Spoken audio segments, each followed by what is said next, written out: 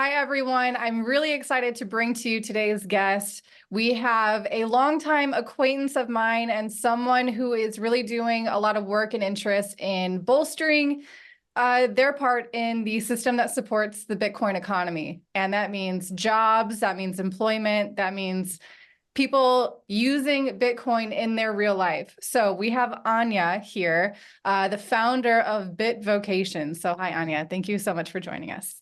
Thank you, Heidi. Nice to see you again. Yeah.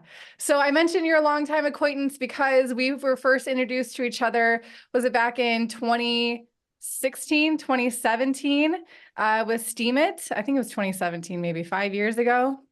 Yeah, crazy. And you've done a lot within this realm of cryptocurrency. So I'd love for you to share with our audience today your journey in crypto and how you've landed to be in the position that you are now of helping other people find employment within the cryptocurrency space or the Bitcoin space. Let me be specific there.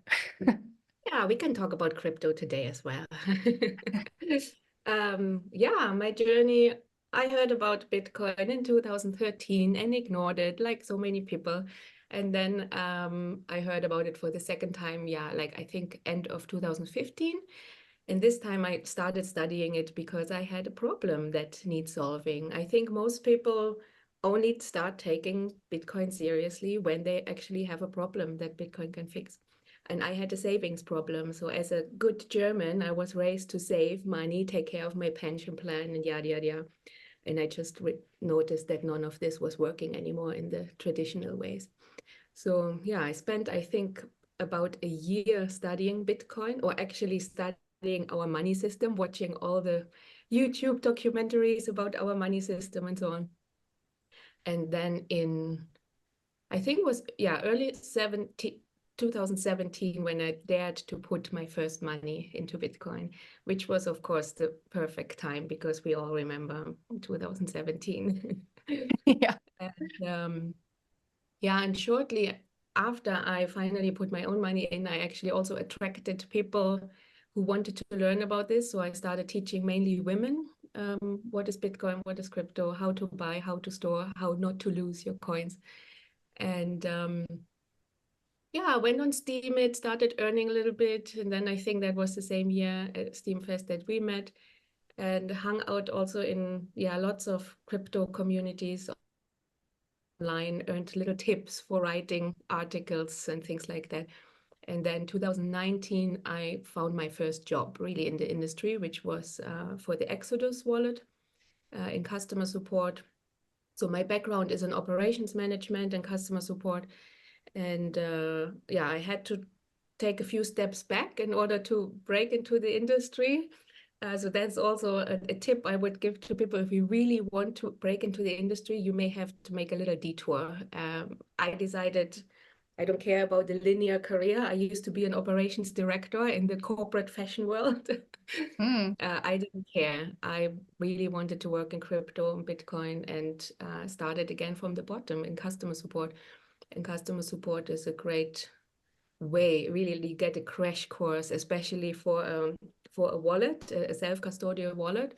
You have to learn all the blockchains and figure out how to find transactions because people only contact customer support when their money is gone. So yeah, so yeah, and then I worked for Web3 Foundation afterwards and for Fountain Remark recently. So lots of I love working with startups and setting up customer support, setting up operations. Yeah. And yeah, most recently now I started BitVocation because I realized I'm not the only one who wants to work in crypto and particularly in Bitcoin, which I'm focusing on now. So I'm trying to help now to help Bitcoiners navigate the Bitcoin career landscape. But of course, we can talk about the wider crypto space here today because your audience, of course, is interested in crypto. Yeah, I'm sure we can touch on the differences between those two as well. But you mentioned, yes, that you had to take kind of an unconventional mindset to commit to starting a career in crypto, maybe starting from the bottom. I thought that was an excellent point, especially for a wallet provider in customer service, you're basically getting handed all the questions that people are going to ask to learn about crypto. So for those who are, interested, and maybe you don't think you're necessarily an expert, but you're eager to learn, that could be an excellent place to start for you. Yeah. What are some other unique jobs that you think people that there's an opportunity for employment that people aren't considering right now? I've seen some funny job titles, but actually, I think what I would like to convey more is how many regular jobs are there, because there's this big misconception that either you have to be a developer or a YouTube influencer in order to work in crypto. And Yeah. that's not true. All jobs that exist in the traditional world exist in crypto, Web3, blockchain, Bitcoin as well. Yeah, so customer support, for example, operations, UX designers, HR, marketing, all of these jobs exist as well. So that's what I want everybody to know. I've seen job titles like chief meme architect or Oh my goodness. which I don't know what it means. Maybe it's just another They word for probably social don't know what media it means either. One job, I don't know if you've seen this job before, but I only saw this job title when I came into crypto, is community manager. Mm-hmm. And that is a very typical crypto job, which I think is also a really great entry job to break in, because most people in crypto hang out on Telegram and Discord channels anyway. If you're really enthusiastic, you start helping people and contributing in those communities anyway. And if you join the communities of your favorite projects, the founders, the future CEOs are in there as well. In which industry do you get to hang out with the CEO of a company? So if you're helpful, if you're visible, this is your way to get in. Crypto startups hire from within their communities. And being in the community, being visible, is the best way to be noticed by them. And maybe you will be offered a community manager job. And sometimes they are paid, sometimes you get other perks. But it is a great entry to then join the team full time. Yeah, There are also absolutely. I mean, ambassadors. I can speak from experience. I've hired from within my own Discord community as well, someone who was very helpful and maybe saw a need that they could address, and it's evolved since then. I also have several, just volunteers that are helping to moderate the Discord and whatnot. But that's an excellent Exactly. point, is Perfect. this unconventional approach to getting noticed rather than a resume per se. You can just show up every day and you're more likely to get recognized, I think, for your efforts, especially if you're consistent and if you're at all knowledgeable in crypto. I've learned that is a valuable resource to tap into, and something that, by the way, Crypto Tips might be hiring soon. So those who are interested, feel free to contact us. But sorry if I cut you off. We're going to continue. No, great example. I was actually going to ask where you found your community managers, because, yeah, I'm not surprised that this happened this way. Yeah. Yeah, Yeah. and there are also, just to finish this thought, ambassadors for many, many projects. They are looking for ambassadors. So if you have a project that you're a total fan of, join the community, become an ambassador. Could be organizing local meetups, or maybe you're creating YouTube tutorials or whatever. There are many ways to help make this project more known in the outside world. And again, this might not be a paid position. Maybe you get paid in swag, or maybe a few tokens, whatever. But this is how you build your proof of work. So something that's really important in the crypto world is you don't get handouts for free. You first need to prove what you can do. Yeah. So and the more people see, wow, this person's super helpful, super knowledgeable, whatever, the higher your chances to get noticed and be asked to be offered a position rather than having to apply for it. Yeah. Yeah. I think this whole space continues to have so much untapped potential. And people nowadays are waking up to the digital nomad type life. Getting paid in crypto is especially attractive during a bull market, especially. Yeah. So you touched on some things that you just some tips on how to get started. Do you care to share any mistakes that you may have learned along your way of employment? Yeah, anything to share?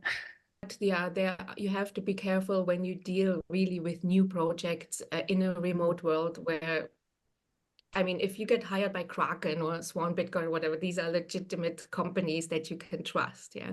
But Mhm. if it's like someone from a Telegram group or whatever, Sure.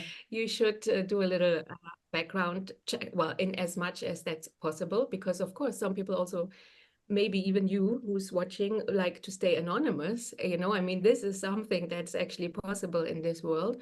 But yeah, there are risks that come with it. Like, for example, I used to work for Web3 Foundation, which is behind Polkadot. Um, when was that? 2019, 2020. I hadn't really heard, I heard about Polkadot, but I didn't know if it was a legitimate project or not. So I was asking in my community, I'm like, hey, I was offered this job. What do you think about this project? And yeah, my friends say, wow, take it, take it. This is going to be big. So yeah, ask around. I want to say make sure that you get a contract, Mm, but I actually also often work without a contract, and I'm happy with that. But of course, you need to know the risk you are taking. Like, don't leave your full-time job in order to take another full-time job, and you don't even know yet if you're gonna get paid or not. Start like in a safe way on the side. Do a little bit, see if you get paid after 2 weeks, after a month, or whatever you agree, and just manage the risk. I mean, working in crypto can be the same as investing or trading in crypto, so don't go all in. yeah. And do it safely. Yeah, yeah, and leverage your community. Everybody knows something or someone, so yeah, I would ask around. Yeah, But I that's very did good. have just this week actually a friend, which, yeah, disappointed me a lot, because I actually referred this friend to this startup, which was a really legitimate startup. And then they just stopped paying him, and Mm, it became really bad. But he also left it for too long. He kept on working, hoping they would pay him. And so for him, mhm. it's also less.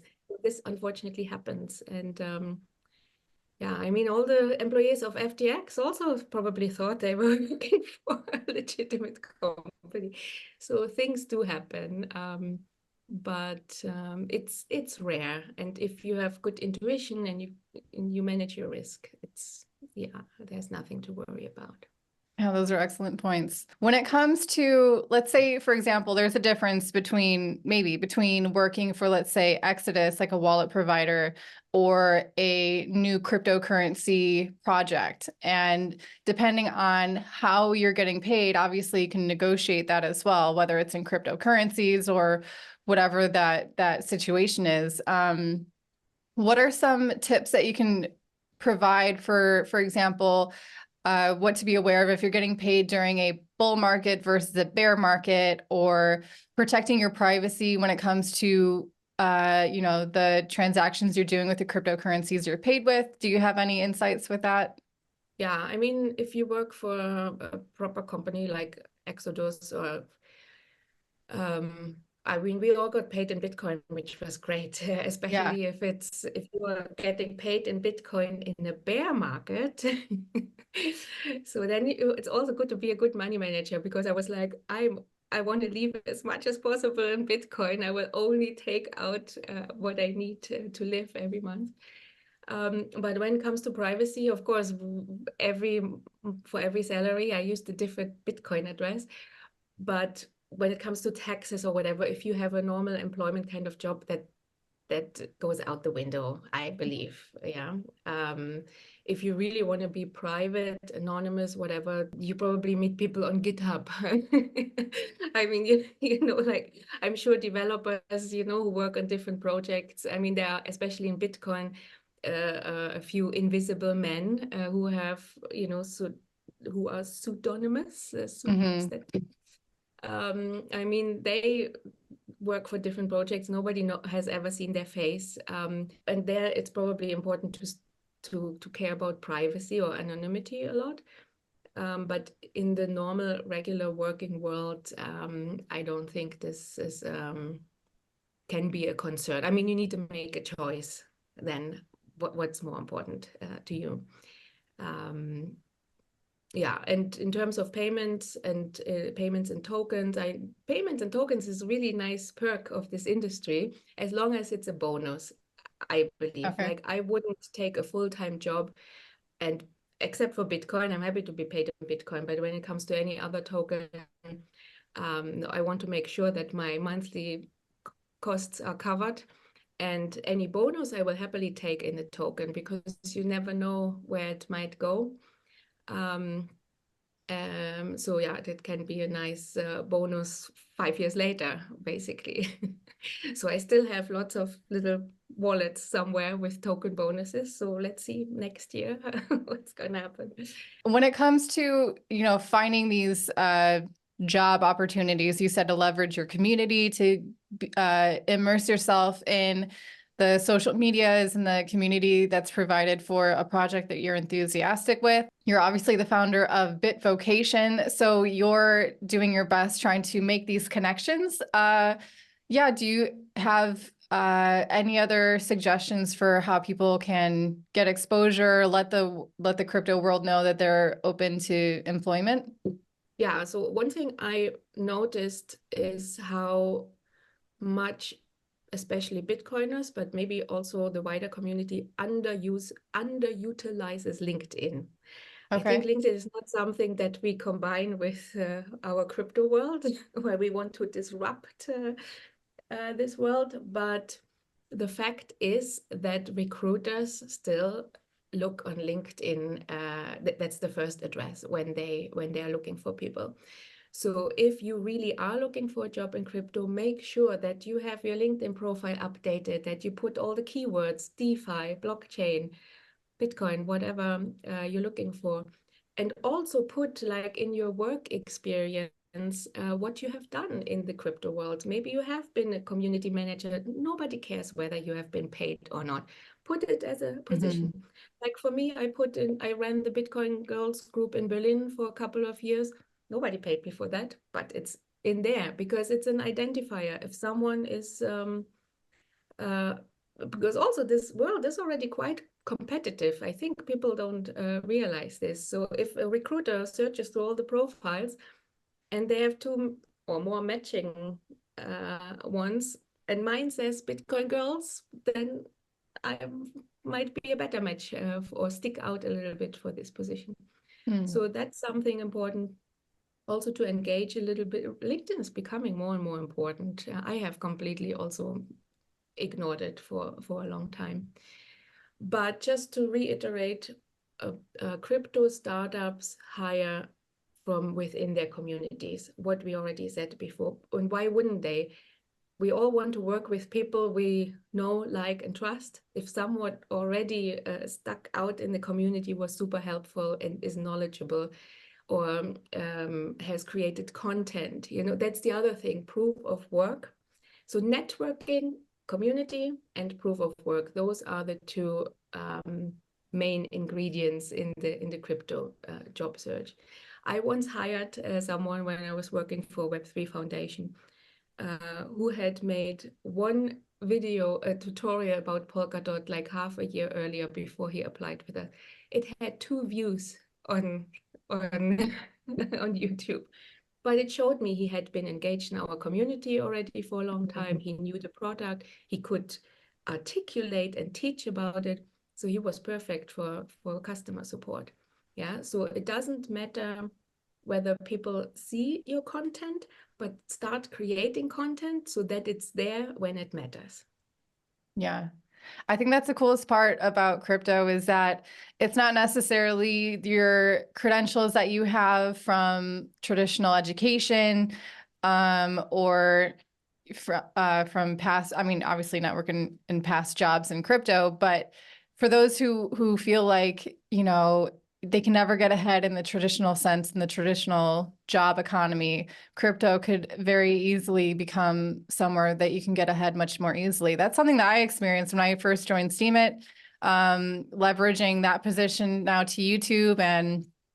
And yeah, that was my first wake up call, was like, Steemit was paying in crypto. And wow, this could be a real thing that is an opportunity I never would have had in the traditional economy, basically. So if we can inspire more people to take part in this and help the whole structure of this space grow, I'd be really happy to see that grow. So Anya, thank you so much for joining us. Is there any parting words you'd like to leave our audience, or anything else you want to cover before we go? Just quickly, what you just said, people should really use all the applications or dApps that are out there. Steemit was one back then. I mean, it taught me so much. It was had such a high learning curve to onboard yourself to Steemit. But then, you know, I knew how to transact, how to do like, you know, all of these things that if you only send and receive, or not even if people are just holding coins, they are not really using all the things that are out there.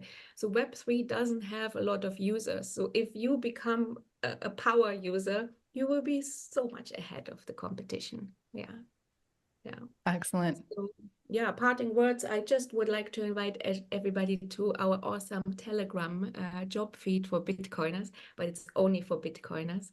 The Bitvocation feed, it's free, and that is what I'm building right now. Yeah. Oh yeah, I forgot to mention, you mentioned you were paid in Bitcoin with Exodus. You've worked for other, like Polkadot, for example, but now you're focused solely on Bitcoin. Are there any main differences or reasons that you're choosing Bitcoin specifically? And yeah, what have you found there? So I've always been a Bitcoiner from the beginning. But I was also really fascinated with Web3 and all the things that were being built. There is a big difference in philosophy in Bitcoin. Like Bitcoiners are really like, it's a cult, you know, it's like driven, like purpose-driven, ideology-driven people. Uh-huh. I believe also, I don't have evidence for this, but I believe when you work for a Bitcoin startup in general, there is less money there, because in Web3 you have all the VC money, and you Hmm. know, so that's why also, you know, like that's something else also. When you work in Web3, you may earn a lot of money or get people just hire tons of people during a bull market. Then when the bull market stops, they know, oh, we can't afford all these people, so everybody loses their jobs again. So it's like the boom and bust also in the job market. And it was very interesting for me to see. I've loved all my jobs that I had in Web3, also most recent one for Remark. Um, but I just noticed, yeah, I've seen it now. I wanted to get to know all of this world, and I just noticed I'm a Bitcoiner and I want to 100% invest my energy in Bitcoin. Doesn't mean that I reject all of the rest, like some Bitcoin maxis. I love this world, but I went to the Bitcoin conference in Prague in the summer, and I noticed I know everybody here, but nobody knows me Okay. because I have been serving outsiders before, and I really wanted to serve the Bitcoin community now. And I noticed there's a gap. Nobody is talking about the job world, career world, just in Bitcoin. So I'm trying to fill that gap. That is something I meant to ask earlier as well. It slipped my mind, was attending things like conferences. I know they might be a costly investment, or these local meetups. That could also probably be a really good Yeah. resource for finding opportunities, correct? Yeah. And you can volunteer at conferences. So if it's not obvious, if they're not looking obviously for people, just ask. I've never done it, but I was like, oh, I should also, because yeah, I want to attend more conferences. It's very costly, not only the tickets, but also flying there. Yeah. So yeah, ask them if they need volunteers. Yeah. Yeah, because I actually attended Bitcoin Amsterdam this year as well, and it was my first Bitcoin conference. And you know, the talks were okay, but I found it to be much more valuable for networking, in fact. Exactly. So Exactly. yeah, All the talks will be on YouTube yeah, anyway. exactly. Yeah. Are you coming to Madeira? Um, When is that? That's in February? 1st of March. Yeah. 1st of March. Possibly. I haven't bought a ticket yet. Possibly. Just a Because small hop for you. yeah, I know. I know. And I hear it's beautiful. I've never been. I've been to other islands in the Azores, but not Madeira. Yeah. So we'll have to keep in touch if you're gonna, I think you're gonna be there, right? So yeah. Yeah, I'm planning to go. I've also never been, so I thought it's a good excuse to finally see Madeira. Yeah. It's the Hawaii of Europe. So Is it really? yeah, Okay, that's what they call it. find out. Yeah. Okay, great. Thank you so much, Anya, for taking the time to talk to us about what you're up to. I'm going to provide a link to Bit Vocations and ways that people can get in touch down below in the video description. Yeah, I'm really glad that you're here in this space doing what you do. And yeah, I wish you all the best, Anya. Thank you. Thank you. You too, Heidi. Thank you.